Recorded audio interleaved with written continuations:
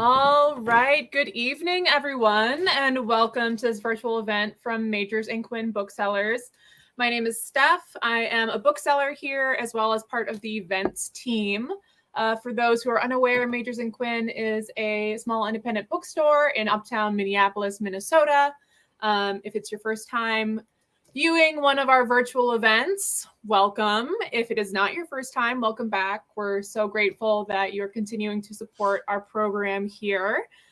This evening, I am really thrilled to welcome once again to the Majors and Quinn virtual stream, author Jack Zipes, who will be speaking about two books that he's recently published.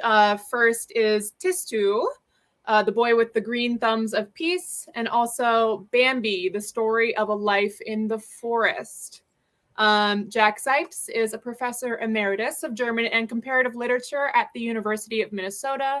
In addition to his scholarly work, he is an active storyteller in public schools and has written fairy tales for children and adults. In his happy retirement, he has founded a small publishing house called Little Mole and Honey Bear. His new mission in life is to unbury dead and neglected authors of fantasy and to create conditions for a better world.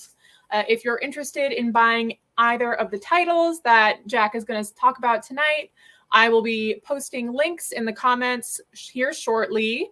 And speaking of the comments, please sound off. Tell us where you're tuning in from. And then also at the end of Jack's talk tonight, we will have time for a quick Q&A session. So if you have any questions along the way, put them in the chat and we will get to them at the end. And with all of that out of the way, Jack, I'm going to hand it off to you and we can get going. Great. Okay. Thank you very much, Steph. I really appreciate it. I want to begin by thanking, first of all, Steph and Majors and Quinn for tolerating me and yet another time. And I want to give special thanks to Annie Metcalf, who is listening but not in charge this evening. Also, I'd like to thank from the bottom of my heart, really, Alenka Sutler and Joellen Rock. Elena did all the illustrations for the Bambi book, and Joellen Rock for Tistou, and both of them are brilliant illustrators and really did a great job for the both books.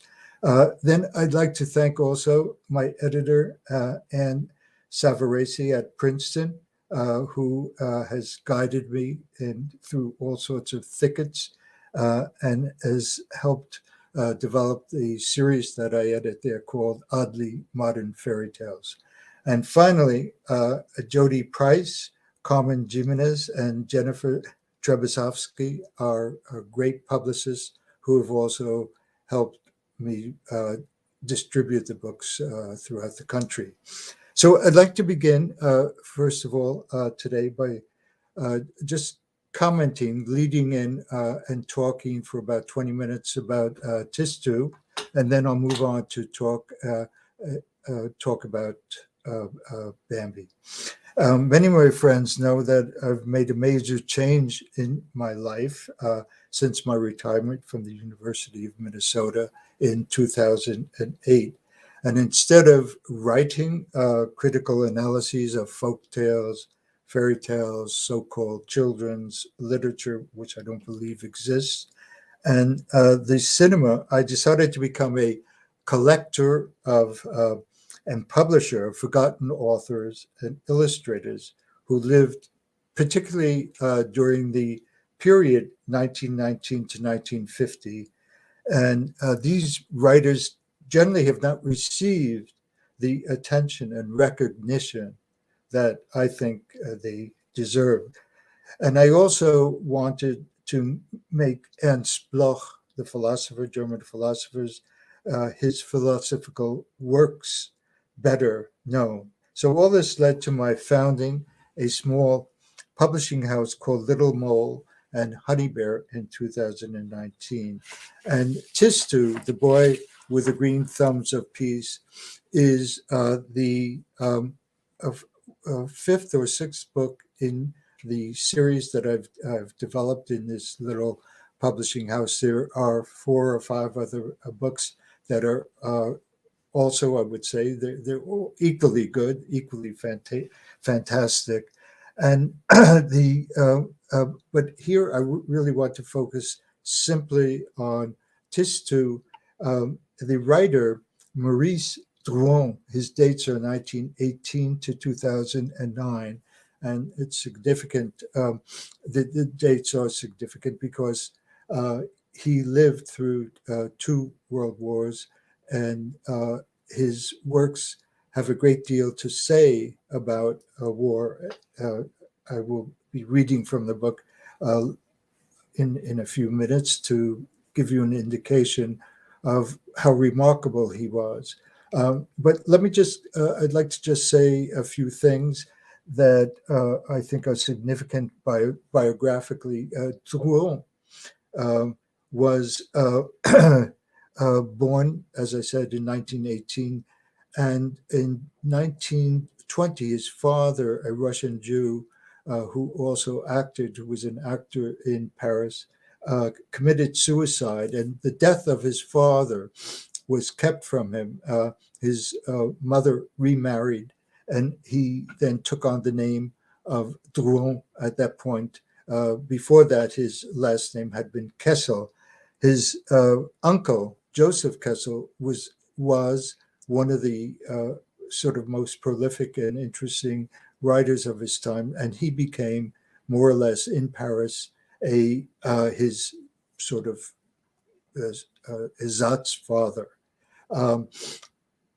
Drouin wanted to be a writer from the very beginning, and in the 1930s, he began writing poetry. He had graduated from one of the elite schools in Paris, and eventually he went on to write a series of 8 historical novels that implicitly critiqued the old guard in France, the elite groups. He also influenced George R.R. Martin, who in America is known for A Song of Ice and Fire. So it is out of this sort of cultural family, political family. I forgot to mention also that Drouin played a major role in the resistance and fled at one point to London and served under Charles de Gaulle, and became a sort of an important political figure, wrote essays as well as novels during his life. Tistou is a fascinating book because it's the only book that he wrote for children. And I think that you can see from I hope you can't see, or I have to look. This is the cover illustration by Joanne Rock, that Tistou was about 8 or 9 years old and was born into an extremely wealthy family. His father was made weapons, and there's a small city called Sandstone where they lived, and they more or less dominated this small town. And during his youth, when by the time he turned 8 or 9, he had been homeschooled and went to a public school, but became very bored there. And his parents decided to have him educated by the people who, the gardener, the servants, and the businessman, and so on, were to educate him and give him a sense of reality. But Tistou finds out while he's working in the garden with a wonderful gardener by the name of Whiskers, that he actually has these magical green thumbs, and all he has to do is use his thumbs in a particular way, and plants, flowers, things will grow around him, and they will blossom and bring a great deal of joy to people, so that he practices when he learns that he has these green thumbs. Uh, he helps a young girl who is suffering in a hospital. He helps prisoners by using his thumbs to bring flowers and plants and turn the prison into sort of a Disneyland. And then he also uses his thumbs to help the poor people in the town of Sandstone. So he is really an unusual young boy who also can talk to his horse, who's actually a pony, who's also very magical itself. And at a certain point, the he begins to understand that his father is not doing the best for people in the world by producing weapons for both sides of, he supplies sides to enemies of one another. And Tistou wants to stop this. But I just want to read a passage or a chapter actually from the book to give you an idea of what Thoreau thought about war and what Tistou also comes to think about war. So here, this is chapter 14 in the book, and it goes like this. Sometimes it happens that when grown-ups raise their voices, little boys do not listen. Do you hear what I'm saying, Tistou? And Tistou would nod his head, saying, yes, yes, to seem obedient, though he had not heard a single word. But as soon as grown-ups lower their voices and start sharing their secrets with other grown-ups, children at once listen as hard as they can and try to understand what was not meant for their ears. All children are alike in doing this, and Tistou was no exception. For some days past, there had been a good deal of whispering in Sandstone. There were secrets in the air, and the very carpets of the glittering house were full of them. Mr. Father and Mrs. Mother sighed deeply as they read the newspapers. Carolus, the butler, and Mrs. Amelia, the cook, gossiped in undertones at the washing machine. Even Mr. Turnbull seemed to have lost his trumpeting voice. Tistou caught words here and there that seemed threatening. Tension, said Mr. Father in a grave voice. Crisis, replied Mrs. Mother. Worsening, added Mr. Turnbull. Tistou thought they were talking about some disease or illness. He was very concerned and went off to find out which member of the household might be ill. He got his green thumbs ready to help. A walk in the garden proved to him that he was wrong. Whiskers was in perfect health. The thoroughbred horses were prancing about in the field. Gymnast showed every sign of being in perfect condition, but the next day, another word was on everybody's lips. War. It was inevitable, said Mr. Father. War, poor people, Mrs. Mother remarked, sorrowfully shaking her head. War. And there we are, already another one, said Mr. Turnbull. It only remains to be seen who'll win. War. War, always wars, Carolus, the butler repeated. Tistou thought war was something improper, since people spoke about it with lowered voices as though something ugly, a grown-up disease, worse than drunkenness, crueler than poverty, more dangerous than crime. Mr. Turnbull had spoken rather loudly. Tistou had not properly understood him. Tistou was not afraid. Indeed, he was not at all cowardly. In certain respects, he might indeed have been thought rash. I've already told how he used to slide down the banister. When he went to the river to swim, He had to be stopped from diving off the champion's high diving board 10 times in succession. He would take a run and launch himself into the air, his arms widespread in a swallow dive. He would climb trees like nobody's business, going right to the topmost branches to pick the cherries no one else could reach. He never turned giddy. No, indeed, Tistou was far from being timid.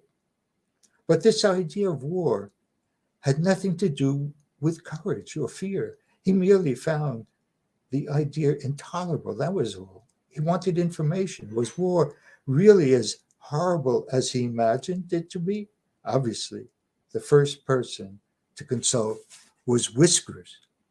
I hope I'm not interrupting you, Mr. Whiskers, he said to the gardener who was clipping a box hedge. Whiskers put down his shears. Not at all, my boy. Mr. Whiskers, tell me, what do you think about war? The gardener looked surprised. I'm against it, he replied, tugging up at his whiskers. Why are you against it? Because even a little insignificant war can annihilate a very big garden. Annihilate? What does that mean? It means destroy, abolish, reduce to dust. Really? And have you actually seen gardens annihilated by war, Mr. Whiskers? Tistou asked. It seemed barely credible, but the gardener was not joking.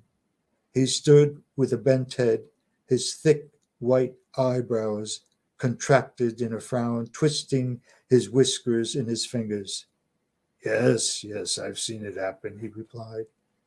I've seen a garden full of flowers die in 2 minutes. I saw greenhouses smashed into 1,000 pieces. So many bombs fell in that garden that it was no use ever thinking of cultivating it again. The earth was dead. Tistou felt his throat contract. And whose garden was it? He asked. It was mine, Whiskers said, turning away to hide his grief and picking up his shears. Tistou was silent for a moment. He was thinking, he was trying to imagine the garden about him destroyed as Whiskers' garden had been, the greenhouses smashed, and the earth barren of flowers. Tears came to his eyes. Well, I'll go. I shall go and tell everyone about it, he cried. Everyone must know. I shall tell Amelia, and I shall tell Carolus. So, faced with a quandary of the outbreak of war, Tistou must do something. And I'm not going to be a spoiler. I'm not going to tell you what happens. But this is really, truly an amazing book. And as I said, the illustrations by Joellen Rock really add a great deal to the book. It was written I don't think I mentioned this. It was written in 1957 and then immediately translated into English.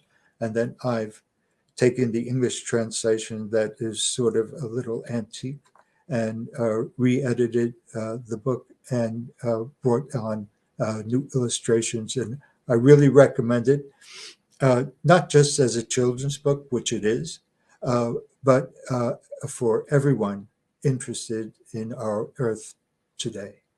And now I'd like to turn to Bambi and say a few words about the author.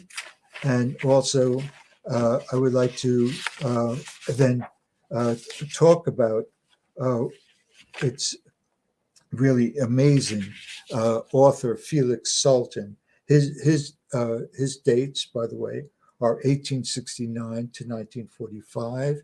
He was an Austrian Jew, and he was actually born in Pest in Hungary in, as I mentioned before, in 1869. And in 1873, his father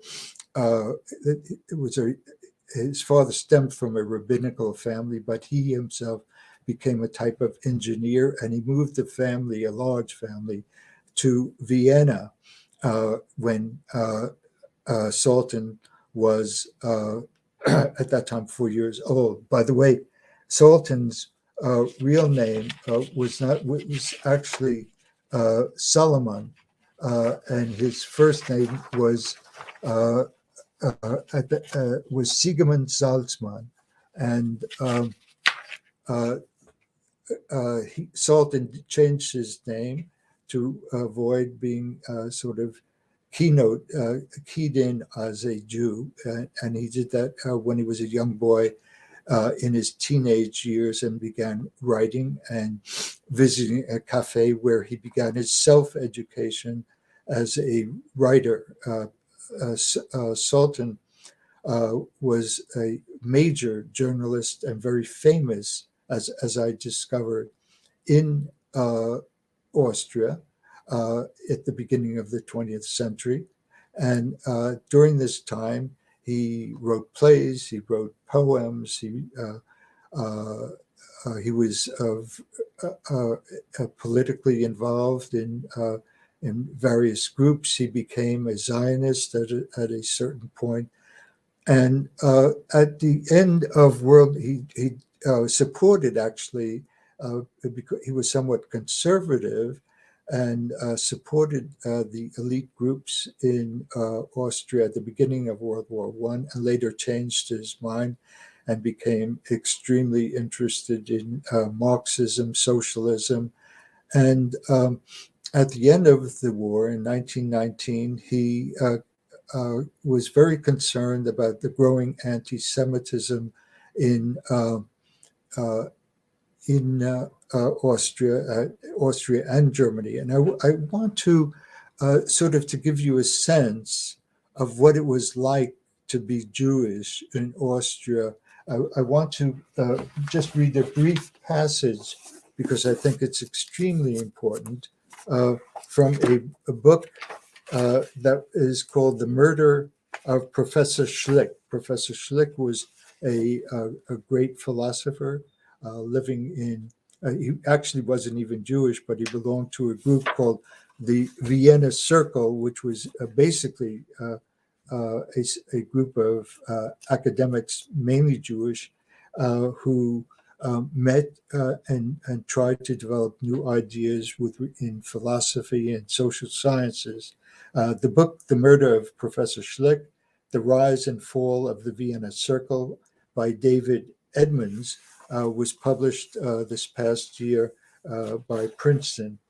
So the brief passage that I want to read is really to give you a background to why I think Sultan wrote the book that he did, and I'll also talk about a passage in Sultan's work as well. So here's what, in a chapter which is called The Longest Hatred, this is what Professor Edmonds writes. Anti-Semitism was a protein beast, and Viennese Jews found no successful strategy to dodge it. When something went wrong, the Jews were always to blame. Defeat in battle, blame the Jews. Inflation, the fault of the Jews. A poor modernism, it originated with the Jews. Otto Weininger, a Viennese writer and philosopher, wrote that the spirit of modernity is Jewish, no matter how one looks at it.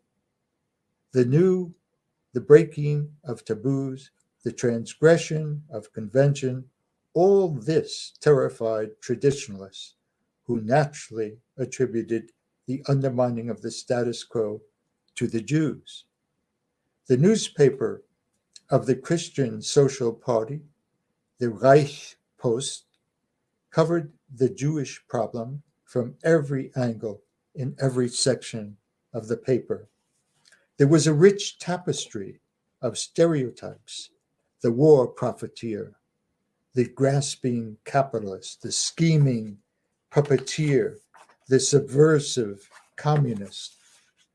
the fawning subordinate, the oily scrounger, the lascivious decadent. The wealthier Jews were loathed for their power. The professionals and intellectuals, they were detested for their influence. The Jews from the East were despised for their poverty and exotic difference.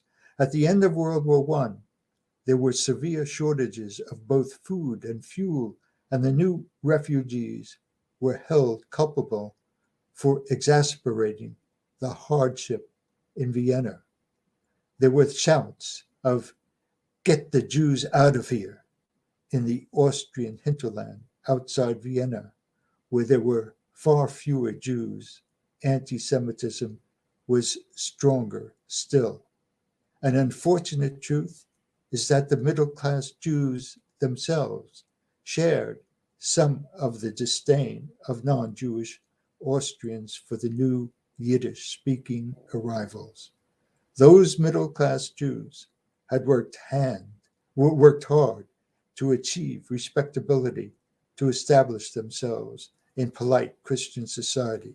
The poor peddlers and cattle dealers, the men with their beards and black fur hats, the women with their scheitels, ritually prescribed wigs, were an embarrassment, an all too visible reminder of the life that they had left behind and were eager to forget. And as anti-Semitism grew even uglier, some middle-class Jews developed a sneaky suspicion that perhaps the Ostjuden, the East Jews, were at least partially to blame. So this is the atmosphere in particularly, it was also at the beginning of the 20th century. This is the period also of Freud and new developments and a lot of painters who were Jewish. But after World War I, the anti-Semitism grew really vicious, and Jews were killed and shot at, both in Germany and in Austria. And there was no doubt in my mind that when Sultan wanted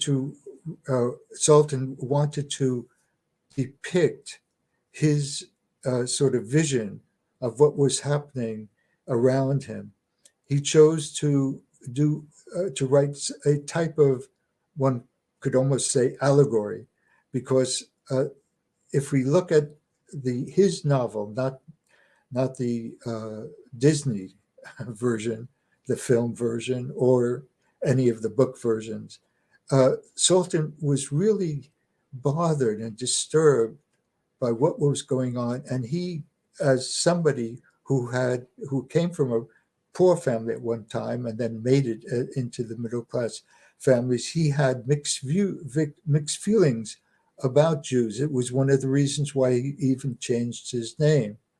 And so in many ways, Bambi is his own almost autobiography.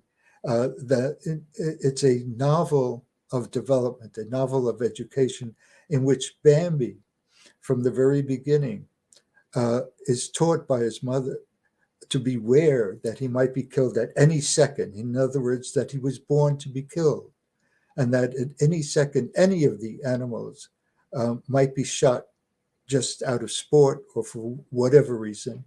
And their feelings and their lives did not matter to the shooters. So that Bambi, in Sultan's novel, which is a very somber novel, it's a novel about loneliness, about surviving and then not being able to be with the people, the animals you love.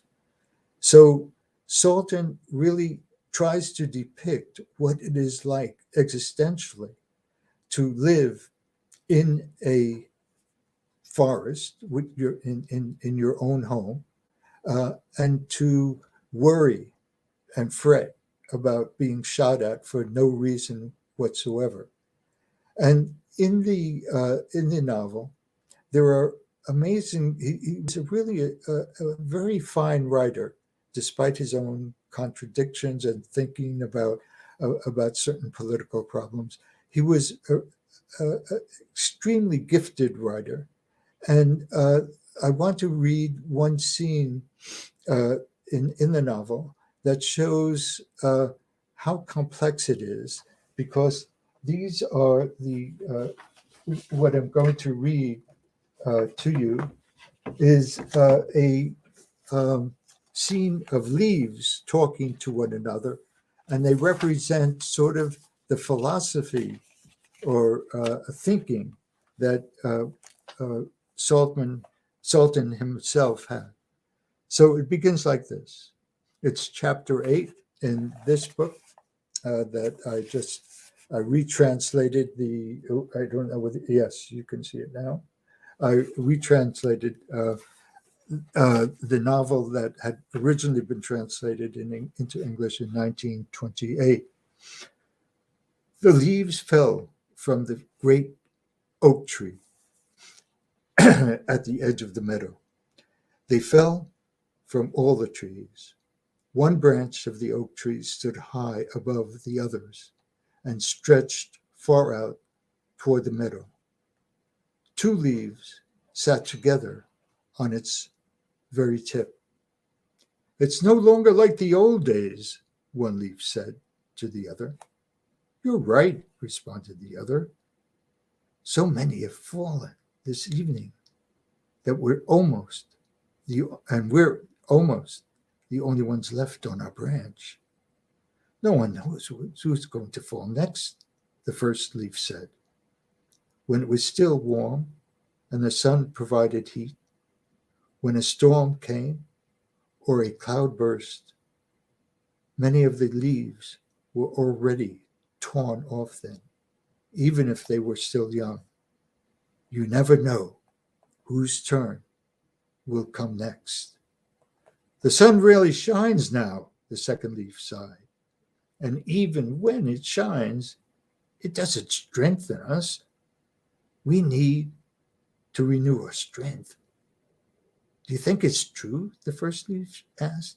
Do you really think it's true that other leaves come and replace us when we're gone?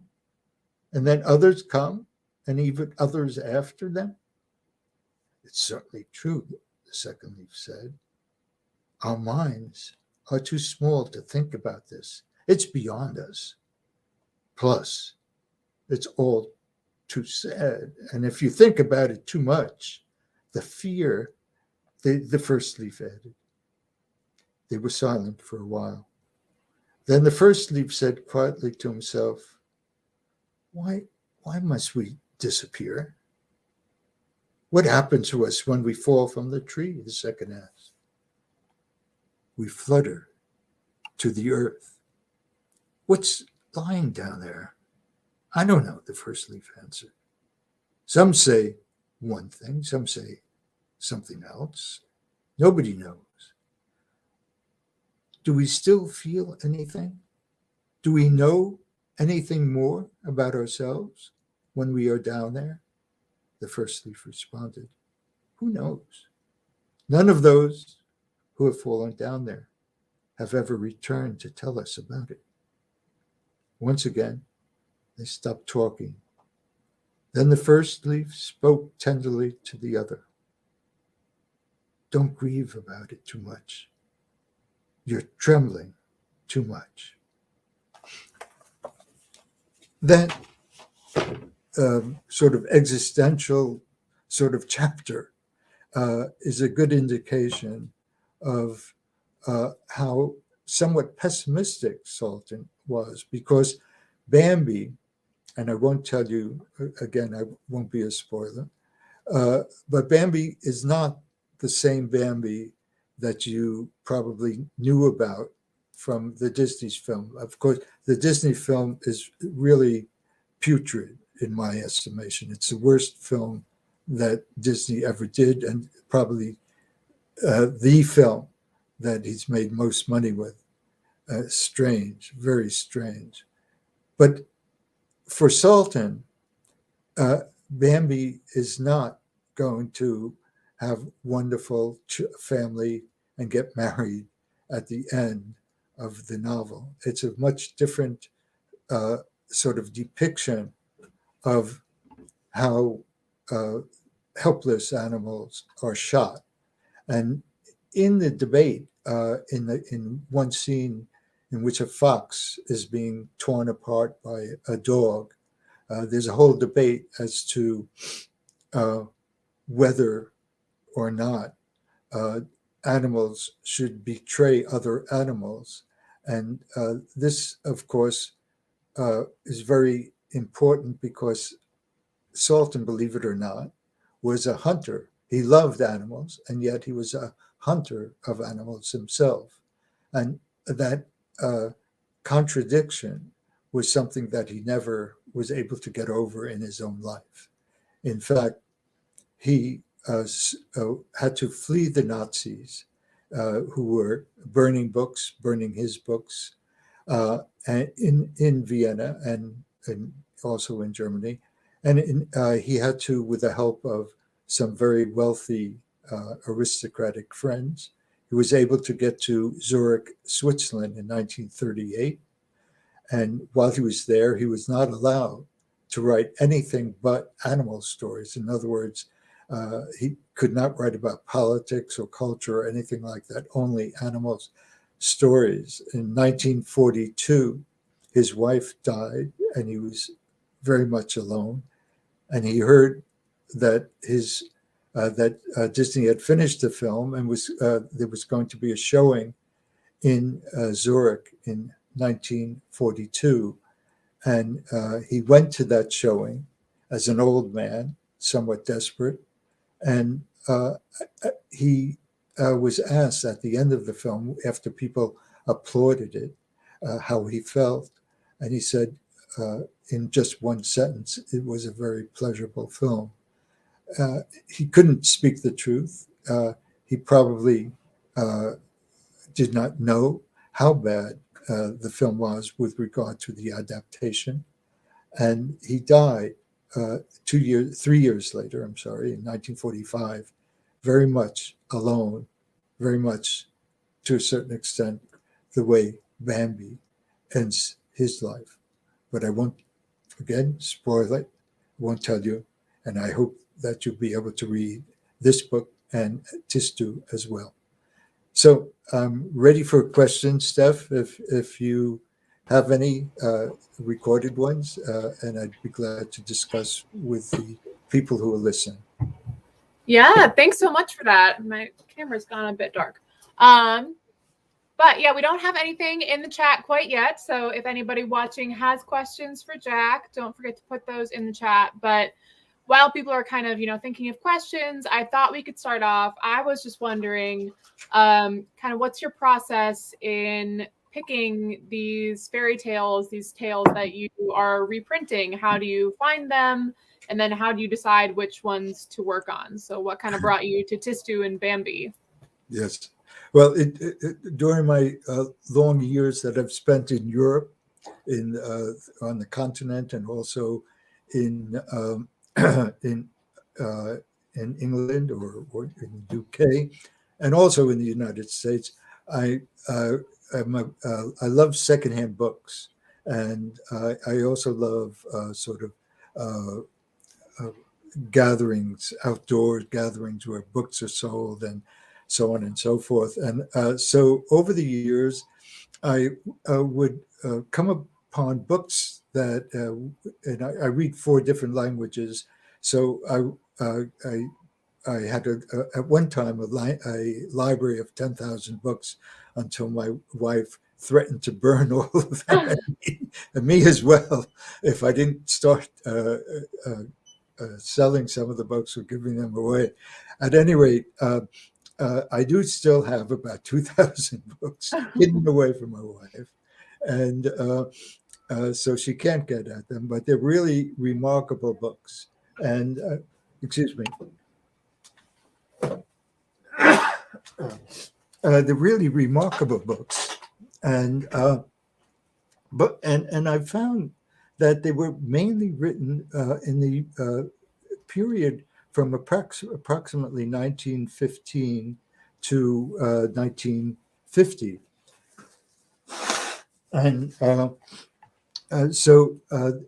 I decided, because I was having trouble with academic publishers, they wouldn't publish 3 or 4 books that I would edit or wanted to edit and thought were really amazing and relevant. I mean, as you can see, the 2 books, Tistou and Bambi, are extremely relevant today. I mean, it's amazing how insightful the authors were.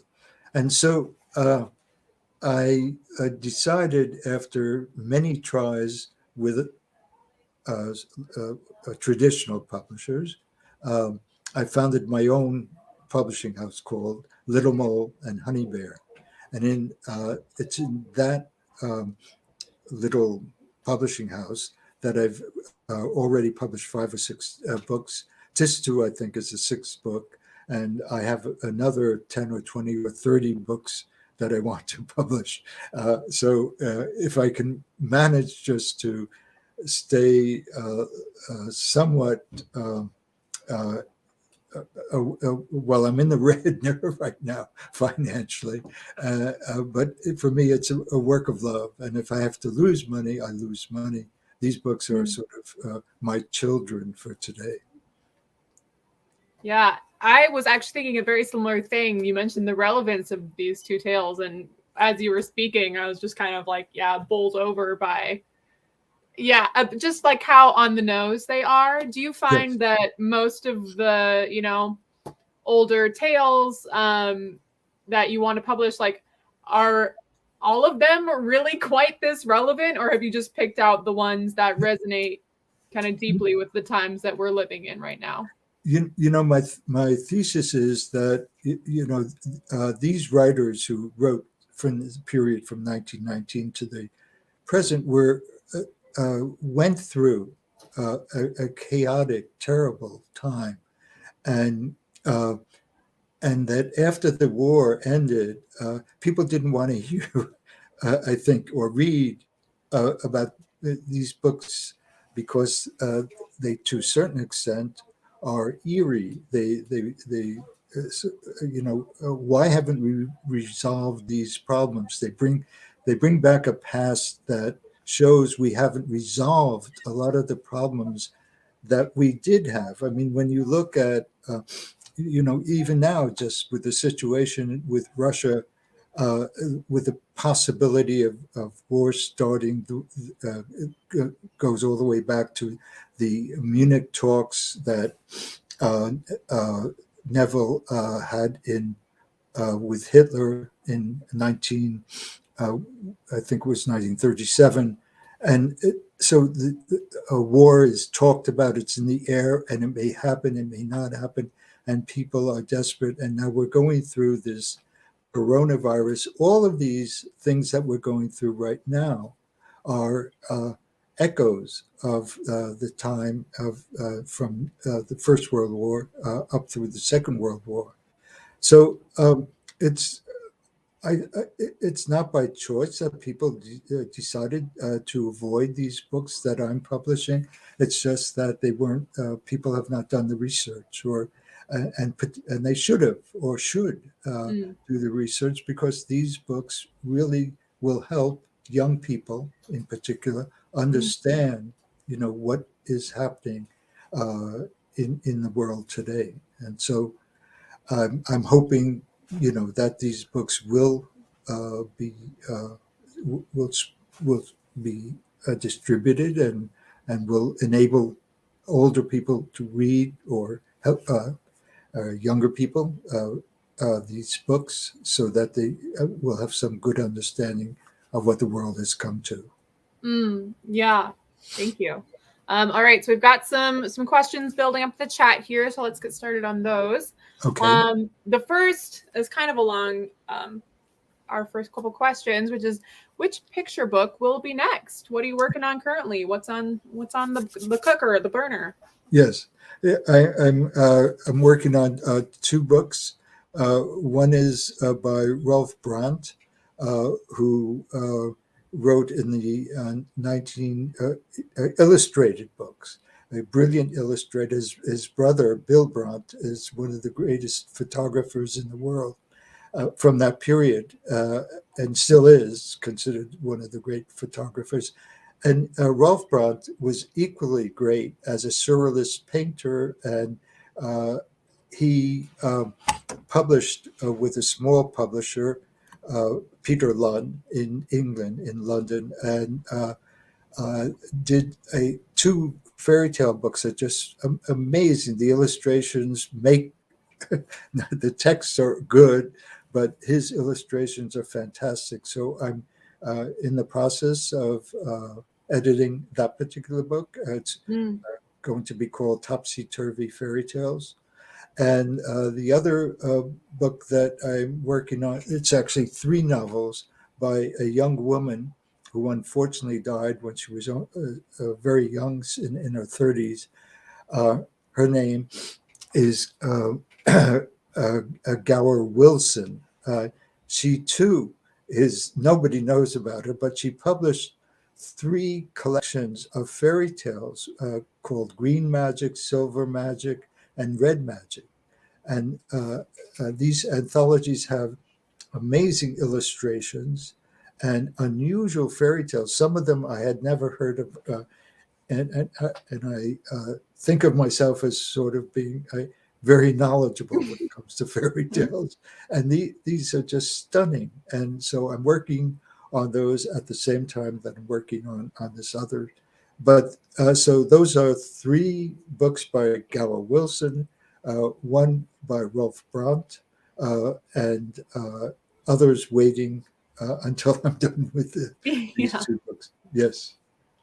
Awesome. All right. Next question from Marek.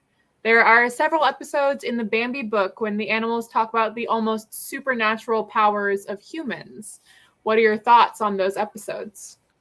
Yes, definitely. I mean, the animals, again, this is sort of a morphological and anthropological and an allegory. And so these are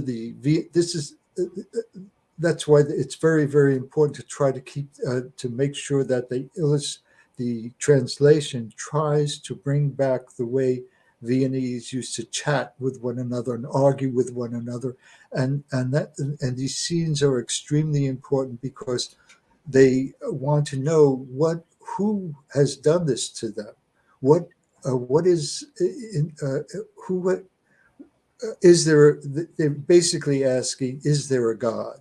And if there is a God, why is this happening to us? They don't understand. They have not harmed anyone. If even among themselves, they tend not to kill one another. They try to get along with one another in the forest, as you can see in the depiction by Sultan. But there's no doubt that all these questions that we're asking ourselves today, is there a God? Would a God allow us, not allow us? Would a God cause a coronavirus the way we're experiencing it? Would a God allow young boys and perhaps girls to shoot one another constantly? The homicides that are happening around us. So these are questions that, to a certain extent, Sultan asks. He never answers them, but he raises these questions, and it's really important. Yeah, thank you. All right, from Corius. What are your thoughts on the sequel to Bambi, Bambi's Children, which I've heard is a lot more graphic and violent? Do you have any plans to translate it? No, I don't. I think that this book, the Bambi, Life in the Forest, is the better book. And it says everything that I think Sultan wanted to say in this period. Whatever came afterwards, there were some good books that he published afterwards involving animals. Several have been published in English, but there's no book like Bambi. Mm-hmm. Um, we have a few requests from Carol and Karen both to for you to show a few of the illustrations. Maybe we should save that towards the end, though, since we've got a few more questions to be answered. So one from David. What was the critical reception of the original German version of Bambi? Was its message understood? Yes, in fact, it was. I wouldn't call. Well, maybe it was a bestseller. It did extremely well. Again, this was a book that was not written for children. Adults bought this book. The book itself had actually appeared in a newspaper a year before the book came out. And children did not read newspapers at that time. Maybe some did, some bright kids. But the the book itself in German was extremely popular in Germany and in Austria, and there were a few different editions. 1928, Whitaker Chambers translated the book, and the Book of the Month Club bought it. And of course, the Book of the Month Club, which I don't think exists anymore, was able to really make the book very popular in America. But mind you, not as children's literature. It was never really because it's totally different. The Disney film was about 40 minutes or maybe an hour, and it makes it into sort of a sweetens to the and shows to a certain extent why sweets are poisonous, because the plot and the characters in the Disney film are really rubbish when you compare it to the novel. There's actually no comparison that one could make. Yeah. Great. And then one from a Hannah Zipes, perhaps a relative. She asks, do you personally relate to the story of Bambi? And if so, how? Well, I think, as I mentioned before, it really fits into a traditional German novel, a traditional way of writing, namely beginning with Goethe in the 18th century. Germans like to write what is called the novel of education, the novel of development. And to a certain extent, I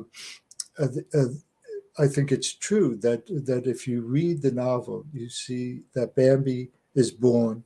From the very day he's born, his mother takes him out to the meadow where shooting deer was common among the hunters, and begins to teach him how to avoid danger. And then there is a stag, an old stag called the Old Prince, who also educates him about loneliness in the forest and how difficult things are, and teaches him how to survive. And so, to a certain extent, anybody who has sort of studied German literature, and it's not just German literature, but primarily German literature, this sort of novel of education, the novel of enlightenment to a certain extent, is extremely important, because it really outlines how difficult it is to survive in a world that's perverse. And so for me personally, when I read it, and I had not until 2 years ago, I really had not known anything about Felix Sultan. Nobody knows anything about Felix Sultan. Everybody thinks Disney wrote and created. And of course, when I began reading it, and I realized that this is a very prophetic book, and it really touches on a lot of feelings I have of being alone, being lonely, and I'm pleased to say that I'm not terribly lonely, and I do have a wonderful family, so I'm lucky. Yeah, I think all of us, especially with COVID, can Yeah, relate to the feeling of being lonely lately. yes, yes. Um, yeah. So the next question comes from Rachel O'Brien, who asks, or who says, "Thanks for this illuminating talk, Jack," and asks, "Do you know how the Disney adaptation of Bambi was received in Germany?" And she mentions that she read that Disney Snow White was praised by the Nazis. Yeah. Well, of course, the film comes out in 1942, right in the middle of World War II.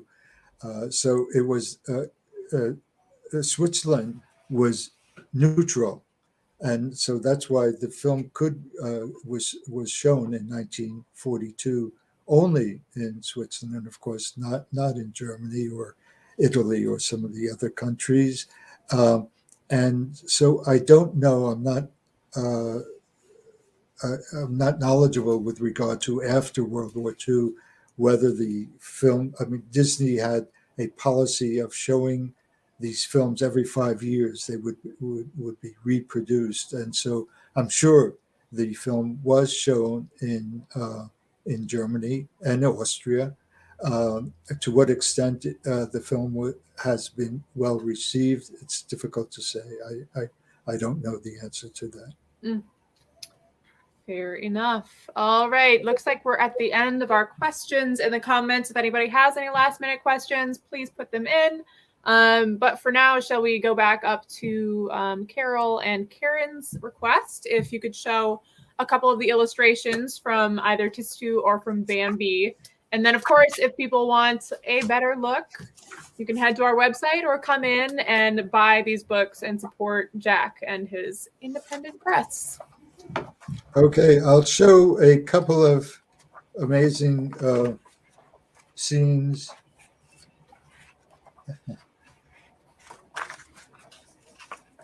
Uh, this is the deer gathering together and rather terrified. Um,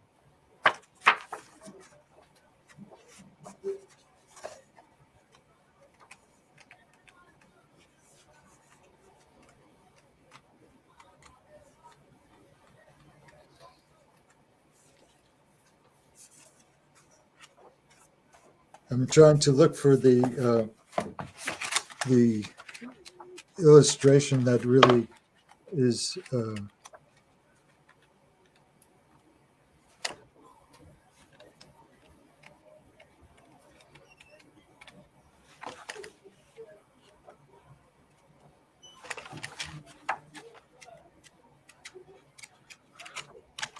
Okay. Oh, so here's the fox and all the animals looking at this great fight between the fox and the dog. And I'll show one more, and then I'll turn to Joellen Rock's illustrations.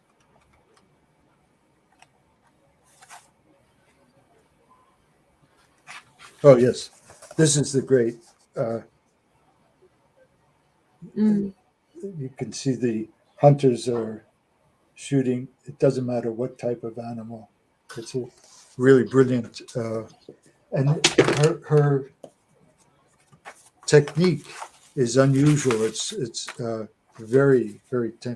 This is the birth of Tistou. His parents. I don't. Yep.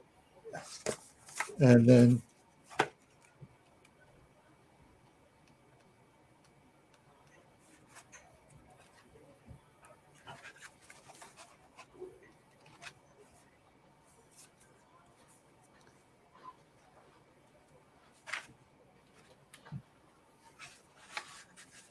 here's a scene from flowers are in the prison in the town. Um,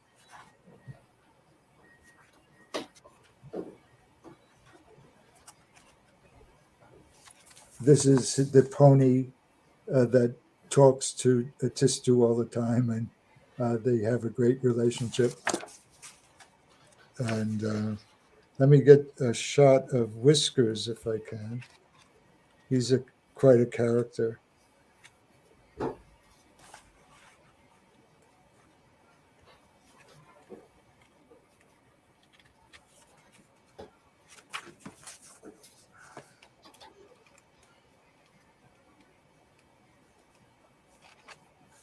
Oh yeah, here's a great shot of wait,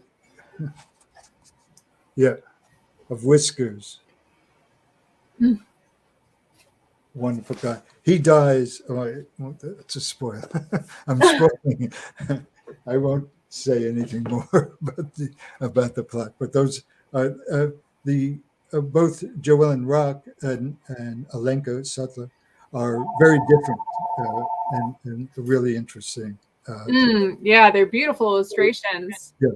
All right, we are nearing the end. We have one last quick question from Gary, who asks if there are stories he asks specifically about Asian cultures, but from cultures outside of kind of the Western European oeuvre that you are currently working in that you want to publish maybe in the future.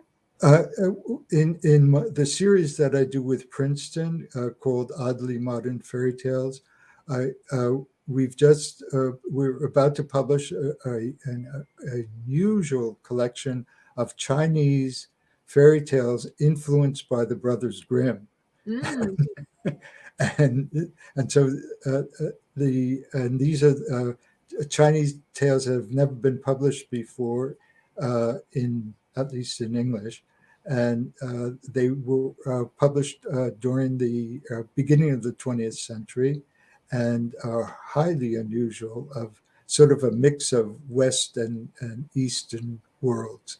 So in that series that I've done, there are Italian fairy tales.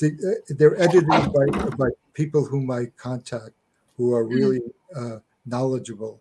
And there are about something like 15 books now in that series that are, I think, one of the best series that I've ever done. Wow, great. So if anyone would like to purchase those as well, or the books that we're talking about this evening, or any other books from Jack's independent press, head on over to majorsandquinn.com. I put the link in the comments earlier. You can also call into our store if you'd like to order over the phone. We do ship internationally.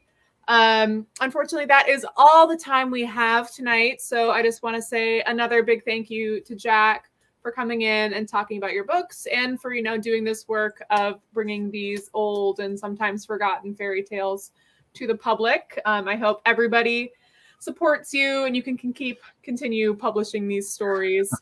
And to everyone watching, thank you so much for tuning in, and we will see you all next time for our next author event. Great. Night. Thanks, Steph. Thank you very much. My pleasure.